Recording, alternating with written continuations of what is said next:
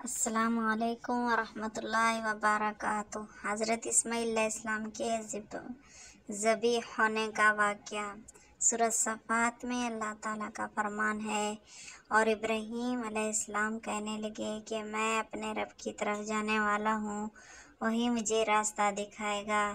اللہ مجھے اولاد عطا فرما جو سعادت مندوں میں سے ہو۔ ہم نے ان کو ایک نرم دل لڑکے کی خوشخبری دی۔ پھر جب وہ ان کے ساتھ دوڑنے کی عمر کو پہنچا تو ابراہیم علیہ السلام نے کہا کہ بیٹا، میں نے خواب میں دیکھا ہے گویا میں تم کو ذبح کر رہا ہوں، تو تم سوچو تمہارا کیا خیال ہے؟ انہوں نے کہا کہ ابا جان، جو آپ کا حکم ہے وہی کیجیے، خدا نے چاہا تو آپ مجھے صابروں میں سے پائیں گے۔ جب دونوں نے حکم مان لیا اور باپ نے بیٹے کو پیشانی کے بل لیٹا دیا تو ہم نے ان کو پکارا، اے ابراہیم، تم نے خواب کو سچا کر دکھایا۔ ہم نیک کاروں کو ایسا ہی بدلہ دیا کرتے ہیں۔ بلا شبہ یہ صریح آزمائش تھی، اور ہم نے ایک بڑی قربانی کو ان کا فدیہ دیا، اور بعد میں آنے والوں میں ابراہیم علیہ السلام کا ذکر خیر باقی چھوڑا کہ ابراہیم پر سلام ہو۔ نیکوکاروں کو ہم نے ایسا ہی بدلہ دیا کرتے ہیں۔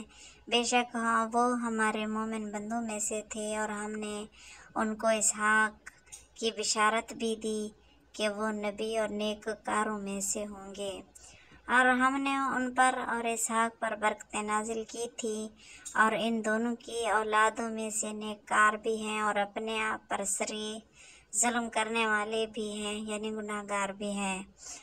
تو ان آیت میں اللہ عز و جل نے اپنے خلیل اور پیارے نبی صلی اللہ علیہ وسلم کا ذکر فرما رہے ہیں کہ جب انہوں نے اپنے وطن اور قوم کو خیر آباد کہا تو اپنے رب سے دعا فرمائی کہ اللہ مجھے ایک بچہ عنایت فرما، تو اللہ تعالیٰ نے آپ کی دعا کو قبولیت کی شرف سے نوازا اور ایک بردبار لڑکے کی خوشخبری دی، اور وہ اسماعیل علیہ السلام ہی ہیں، کیونکہ وہ ابراہیم علیہ السلام کے صاحبزادے ہیں جو اللہ نے ان کو 84 سال کی عمر میں عطا فرمایا،